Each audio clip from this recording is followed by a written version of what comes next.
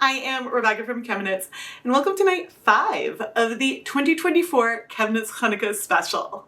For a lot of the yarn I've dyed so far this Chanukah, I've gone into the project with at least a concept, a vision of what I wanted to create, whether knowing the technique or the colors, what have you. And maybe I've had to adjust things along the way, but at least I started with some kind of plan. Tonight, I didn't know where I wanted to start. I knew I wanted to go with purple, and I knew that I wanted to do something non-repeating, but I kept going back and forth between 3 or 4 different techniques, and I struggled to decide which one I wanted to do. Finally, I decided I just needed to start playing with the colors and that I could let the colors speak to me and decide what I wanted to do. And even if I started prototyping and I didn't love those results, I could adjust because I always have more yarn than I need for the Chanukah special before I start in case an oops happens and I need to redo something. So let's go look at some of the colors that I've pulled and join me as I try to figure out what it is I want to create. Frequently, when I get to the part of the video where I'm showing you colors, I already know what I'm going to do. And today, I don't really know what I want to do. I want to see what the colors are going to do in the pan and then lean into that and go from there and be very free-flowing and artistic. Now, I have a number of different purples in here. The colorway is going to be mostly purple. That is sort of where I'm leaning. And even though electric violet is probably the most expensive acid dye, relatively speaking, it's like 3 times as expensive as some other colors. I think that this electric violet, maybe some hyacinth and deep purple will be the bulk of the color. But I also want to pull in some teddy bear brown. I think some plum dandy would be a nice like pop, but still in the purple family. I pulled royal purple. I've used this color a lot this year, so I'm going to set that aside. I think I want to do maybe not both, but either Alpine Blue or baby blue eyes, maybe lilac. I could go through my swatches and look there to see how the colors play together when I'm using dry dye powder directly on yarn. That's why I do those swatches. But today I'm pulling things more from my memory than from actually looking and planning. And you know what? Sometimes that's fine. If I put a color on the first batch and think, gee, I think that I would like this similar color a little bit more, I can do that. Or if I put a color on and don't like it, I can cover it up with the teddy bear brown. I have options and I'm just so excited to play. On the next stop of the Rebecca is incredibly indecisive train, how much yarn do we dye in each pan? If I dye 200 grams of yarn in the pan at a time, I could spread things out. The layers of yarn are thinner, which means that we will probably need fewer flips to get color coverage. And when it comes to the mini skein bundles, there's less of a chance of one mini always being trapped in the middle because I can spread things out more. Now, often when I do a technique like this, I would do 300 grams of yarn. And so at that point, things start to be a little bit more crowded. You end up with more yarn in the center. Now, granted, these are full skeins, but just illustrating. And then if I were to bring over 400 grams of yarn, which a lot of dyers will do, the pan is even more crowded, especially if I'm not using a lot of water volume here. And then when I add the dyes, they really aren't going to go through as many layers, so I would need to do more and more flips. I plan to dye 16 skeins of this colorway total. So if I did 400 grams of yarn, I have 2 pans. I could do this in a total of 4 batches, but really 2 because I have one, I'll have another pan off camera over there. Really like 2 rounds. But I'd have to flip it more. And so maybe it's best to slow things down and have more time at the stove, yes, but less time on each individual pan. Ooh, it's a really hard decision, but I think that if I have things spread out more, that's going to allow me to lean into doing a little bit more randomness, because if I have more skeins in the pan, then I'm gonna wanna do more like lines across versus just like really randomly placing things. And I know by randomly placing color, we're gonna end up with differences between different minis, but I'm okay with that. Let's make it take longer. We're gonna do 200 grams of yarn at a time. I am gonna go pre-soak some yarn for yarn mops off camera. Today the yarn mops are gonna be full skeins of Knit Picks Stroll fingering weight yarn, 75% superwash merino, 25% nylon, just like our minis, and Swish DK, which is 100% superwash merino. I've been using 20 gram minis for a lot of my videos for yarn mops, but I've dyed all the 20 gram minis I need to because this is the 8th night I'm dyeing, even though tonight is not the 8th night of Chanukah. So you should go and check out the ChemKnits Creations Etsy shop because I might be adding some of these yarn mops there shortly. But anyway, I'm gonna pre-soak these with water and acid, and then as I add dye onto the pans, I will wipe my hands on here to create some fun colorways. And now let's bring in the yarn we're actually gonna be dyeing. I have been doing some full skeins of each of the Chanukah colorways this year, and I plan to do more of that. But see here, yeah, I'm able to spread this yarn out so much more. And if I had 400 grams in the pan, see how much more compressed it is? I think this will work well. Right here I have 20 10 gram mini skeins, 10 fingering weight, 10 DK. This is platinum from Wool to Dye For, 75% superwash merino wool, 25% nylon. And again, if you want to learn more about any of the tools, equipment, or yarn I'm using in my videos, I have links and affiliate links down in the video description. But now let's bring over 8 cups of water. And I'm gonna want some acid. Let's do 3 tablespoons of white vinegar. And you can see that we could have less water in here. There's a lot of extra water, but I do want to spread the colors out a little bit. Not a ton, but I'll probably add the dye to this pan, then the pan off camera, then come in with a spoon to move color through. Maybe we'll leave some colors as speckles, but we're gonna have fun and see where these colors take us. And I'm really excited about that. I am now wearing my deluxe rubber respirator mask, safety glasses, and gloves. So I'm a little more muffled. My glove hands are dry, my yarn mop is ready. And let's start with a purple. We've got some lilac, and I did kind of go across a little bit in a line. But I really just want to go random a bit with the placement.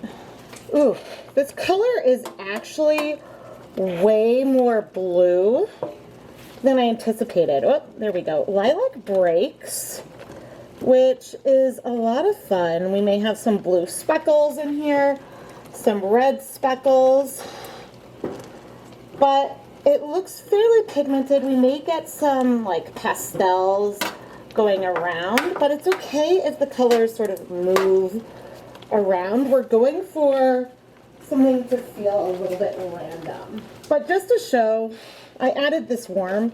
This is the color that we see off of my gloves on the yarn mop, which may shift, but it was a lot more pink going onto the yarn mop, which I just think is a little interesting.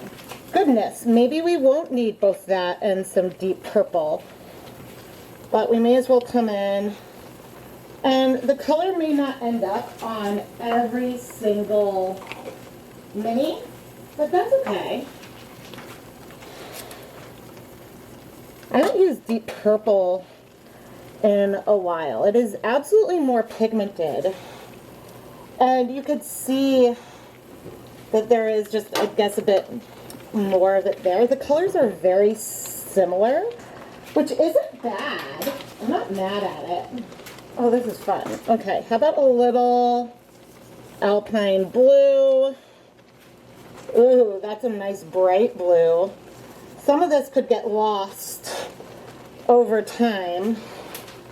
It really depends on how much we cover things, because if I'm random here and then when I flip the yarn, I'm random with that placement as well, then the colors are going to blend together a bit more, which is a lot of what I'm going for today. I don't need it to stay super separate. but that is a nice blue. Oh, that was Alpine, not baby blue eyes.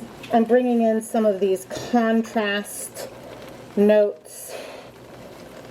This is what, I don't remember if it was Plum Dandy or Berry Crush. I don't remember. Just a little bit. Who are you? Plum Dandy.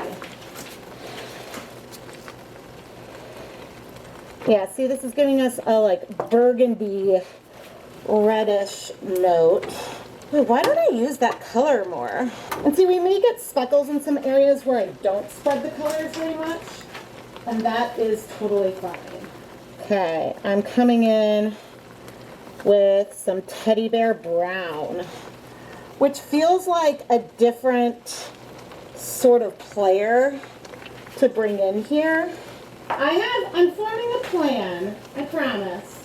It may not entirely seem like it yet, but I'm enjoying that earthiness. So up to this point, I've been sort of adding colors in spots where I hadn't put colors before versus layering them on top of each other. And I'm going to reduce the heat more because we're starting to get a little steamy. And one perk to doing that and giving time for some of these colors to strike, you see that there's not a lot of movement, is that rather than the colors mixing in the water, we'll get more dimension as they layer together.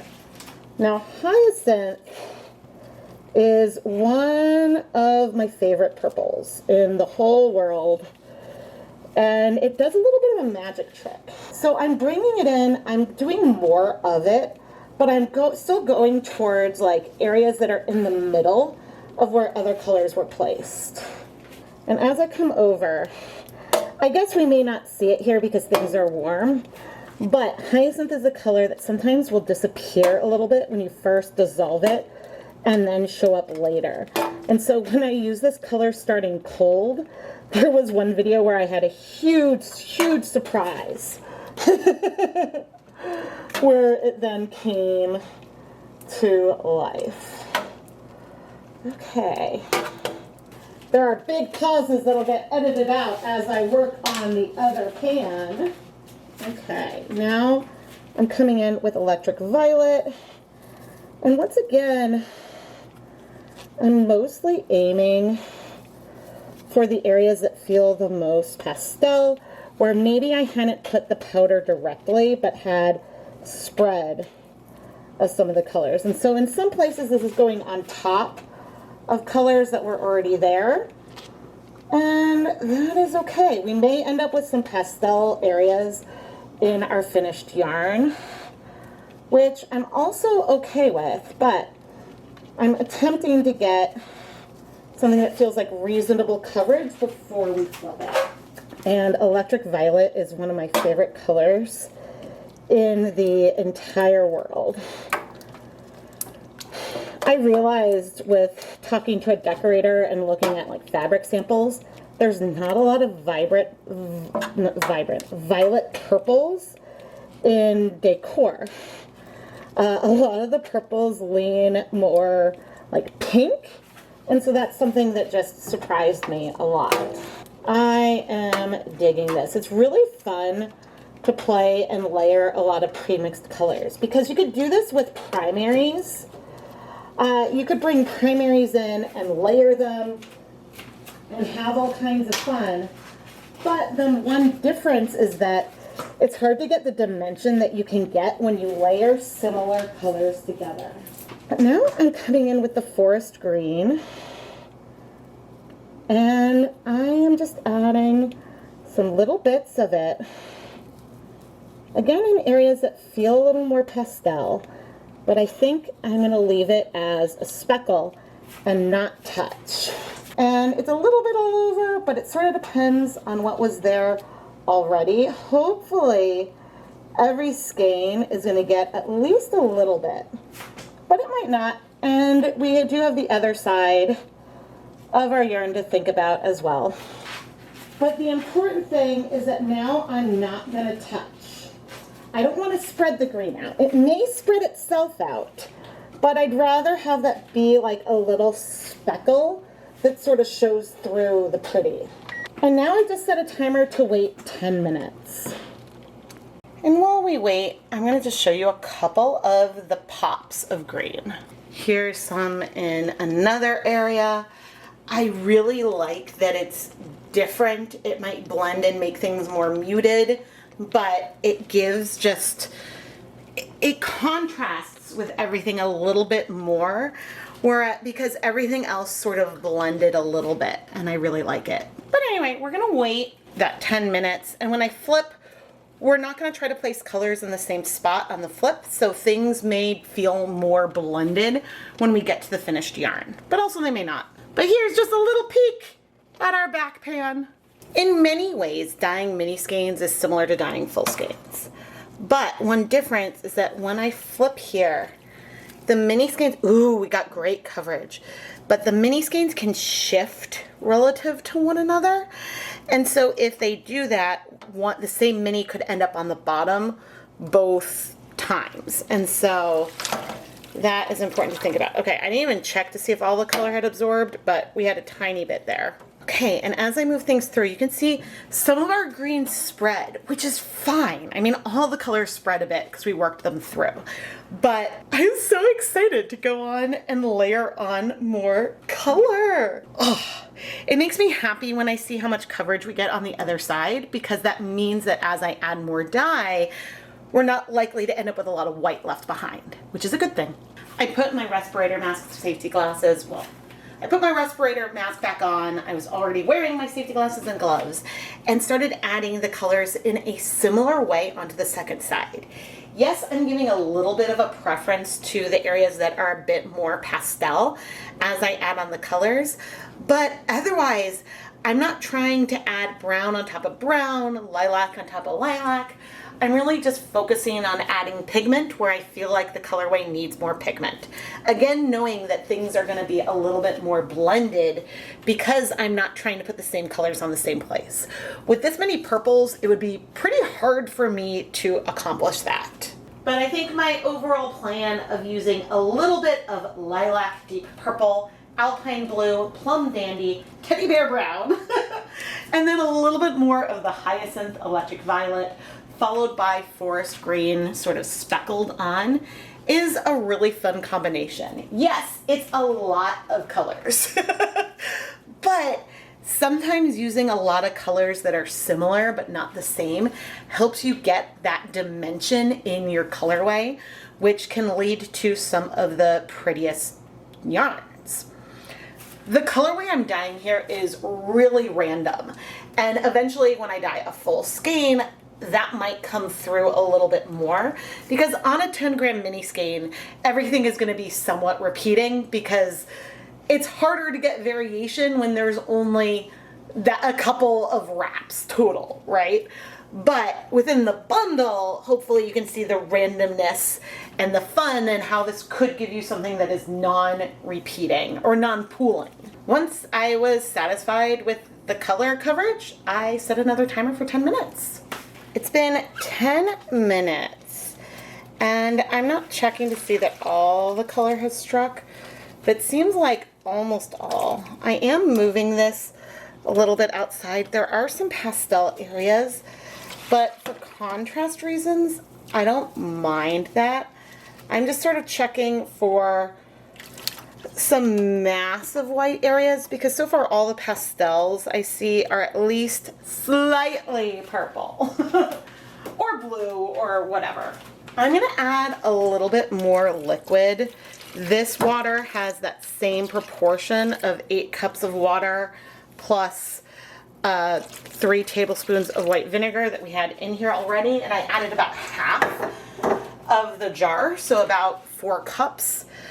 I can reuse this dye bath later on, but I realized I think I'll take the 400 grams from the prototypes after. I'm going to let it heat for 20 more minutes, so it'll have 30 minutes from when I last added dye. But then I'm going to let it cool and wash it before I go ahead and dye the rest, just to make sure I don't have a massive bleeder here. I always have extra mini skeins just in case, but yeah, let's not push our luck and just check to see that this worked out before we scale things up even more. It is a very good sign that it looks like all the colors struck after those 10-minute periods. So cross your fingers. You know how I said things were gonna even out?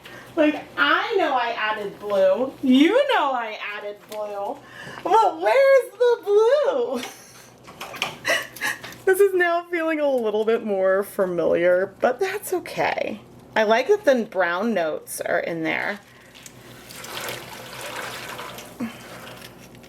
Ooh, I like those pops of green. It's very subtle, but I'm enjoying all of this dimension. I need to get something to put the yarn in, which is the reason why I put the yarn back down.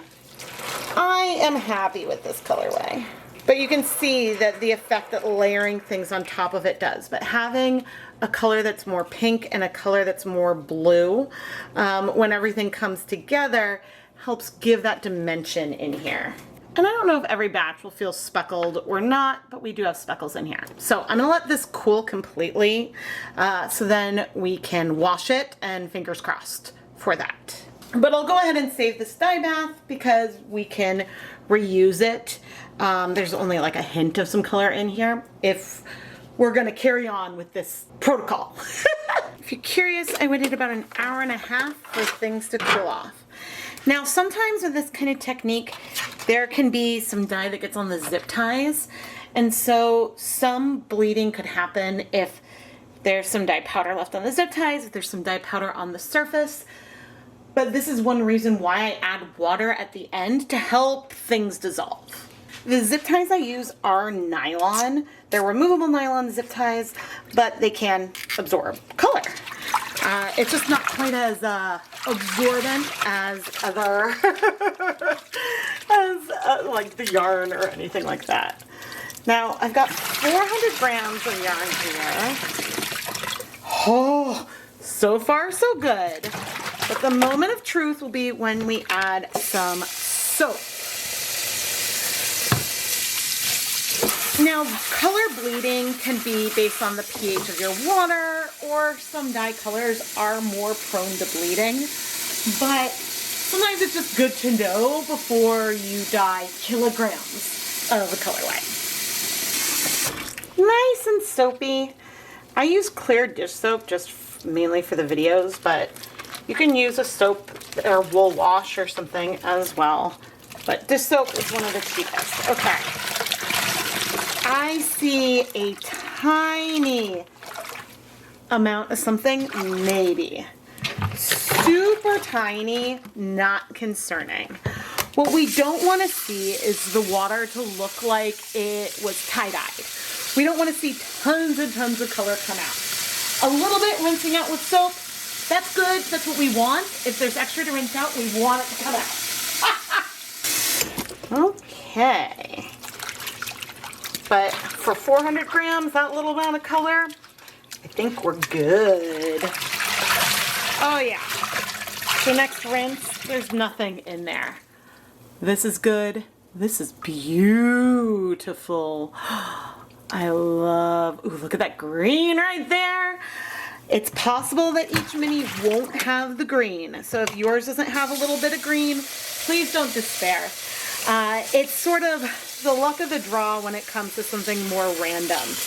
I am attempting to get a little bit of color all over, but not obsessing about it. Oh, this is gorgeous. All right, I'm gonna rinse this last time, then I'm gonna put my yarn to my spin dryer, hang it up to dry, and we can dye some more. The respirator's back on, and I'm back at the dye bath. This time dyeing one bundle of mini skeins and one full skein of Knit Picks Stroll. The fiber content's the same, but the way the color goes into the yarn may be slightly different because I can't spread out the stroll the same way I can spread out the mini skeins. And, well, I mean, I guess we'll see here if we see or observe any differences. But I did my best to go for the same color progression, coloration that I did last time, but with a random technique using a random amount of dye each time, there's gonna be dye lot differences. Even within one pan, there will be dye lot differences. But whenever I only dye 200 grams of yarn in a pan, I forget how much I love it because you really only need to flip once most of the time. I did make sure with the full skein to turn that inside out to really check that more. And if I needed to add a little more dye, I could add a little more dye. But I hope I will be as excited with the full skeins as I am with the mini skein bundles when it comes to seeing the finished yarn. I may be done dyeing the main colorway, but we still have some yarn mops. So we're gonna start bringing these in to steam set. I'm gonna go ahead and wash all of these off camera, but over the 2 days I dyed this colorway, I've added the yarn mops just like all in a pile. So they continued to get some color. You can see some areas of speckles where there may have been transfer from one to another. The steaming basket is on. See, I promise we're starting to get a little steamy. But now I'm gonna steam set everything for 30 minutes. Then I'm gonna remove the yarn, let it cool completely, and wash it. And I'll do all of that off camera. So the next time you'll see this yarn, it'll be dry. Here is a lot of the yarn that we dyed for tonight. And I'm zoomed in a little bit, but we have a fair amount of variation in here. I think we're gonna have some minis that are a little more pastel, some that are gonna be a little bit more saturated, and some that maybe fall in between. This is part of the fun of doing something that is unmeasured like this technique. Because while I'm trying to keep things somewhat similar each time I do it, and I wrote down, okay, I do a lot of these colors, a little bit of these ones, maybe there's a round where I forget to move a color through with a spoon. Maybe there's a round where I go a little bit heavier with those forest green speckles. And so that can give us some variation in our final product itself. Now our mini skeins may pool when knit with, because I'll show you in a moment, I'll show you some individual minis laid out. But in contrast, our full skeins are much more likely to be non-pooling, because as you look through a side of the yarn, we've got some bluer color here, some purple, some pink. There's gonna be more variation round to round. And I really, really like non-pooling colorways like this one. But before I go and lay out a bundle so you can see them, here are our yarn mops. The yarn mops have a lot more white in them, obviously. But the other thing about them is that the balance of the different colors is a little bit more consistent. Because even if I'm adding more of one color into the dye pan, I probably have a similar amount of dye on my fingertips. Because if I'm using more dye, I'm just going into the dye container more to get more, if that makes sense. But there are some pigments that stick to your gloves more than others. And so it's something about the texture of the pigments, or if there's fillers in there. So that can sometimes account for why you might see more or less of a color on a yarn mop. But these mops absolutely pair so well with the main colorway and would work really well for some kind of fade between the two. These 4 minis all came from one batch. And so one of the ways that I can almost highlight some of the non-repeatingness is that this mini has a lot more blue. This one has very little blue at all. This one has a lot more brown than that one. And as you go around, you can see that, yes, there are some instances where the colors maybe don't go all the way through, but each mini has a lot of consistency within itself, which doesn't necessarily reflect the way it would be on a full skein, where the strands that are connected to it are further apart. So if this was all, one bundle, the strands that are next to each other are all grouped in one place versus being a little more randomly distributed throughout the skein. Here are 3 fingering weight minis. And so this one on the bottom, you can see that even the speckles sort of go all the way through. Now we do have some areas where it doesn't, which means that we could get some more or some less repeating, but each color section is similarly placed and sized, and that's just because it's harder, as I said, to get that random placement, and have things placed here and then next here and there. To have that randomness from applying the colors in a patchy way when you have all, again, the strands that are attached to each other grouped together, you're going to get more consistency within one mini, but differences from mini to mini within the same batch. But anyway, I need to go start twisting everything up. I love where we ended up tonight. I am so happy with how this colorway turned out. And if you're happy and want to help support the content here, you can join to become a channel member and get fun ChemKnits emotes, a badge next to your name, or you can go over to Patreon where there's a lot of different perks and you can even join for free if you want. I don't have free posts very often, but a lot of times if there's a big shop update or pre-order announcement, then you can know, and it's a little bit like an email list. But back to tonight. This colorway was so refreshing and fun to set up. I feel like I have dyed a lot more repeating or semi-repeating colorways lately. So to do something that is so random and free form, it was almost like a breath of fresh air, which, don't get me wrong, I enjoy the other videos, but this has always been one of my favorite techniques, and I feel like I haven't done it as much lately, and so I'm happy to rediscover another technique that I love. Which again, don't get me wrong, I love a lot of the other things I'm creating, but it's sometimes like you go back to something familiar and there's a comfort to that, you know? Non-repeating colorways like this are my favorite to knit with. I love working with them. I tend to be obsessive about color pooling or not pooling when I'm working with yarn, and so I love something that I know is going to change as I'm working with it. I hope you never get tired of seeing me do this technique because I just love doing it. But anyway, maybe it's the purple, but this yarn has made me so happy and I really enjoyed editing this video. Please subscribe and turn on notifications so you never miss a new video. Outside of Chanukah, I post at least twice a week. And right now, we have more nights of Chanukah. But don't forget that the Chanukah special goes beyond the 8th night. We'll have 2 bonus yarn dyeing videos and then a behind the scenes vlog that's gonna take us all through the start of the new year. And so I'm really excited for you to see what I've created. I am Rebecca from ChemKnits. Thank you so much for watching and happy Chanukah.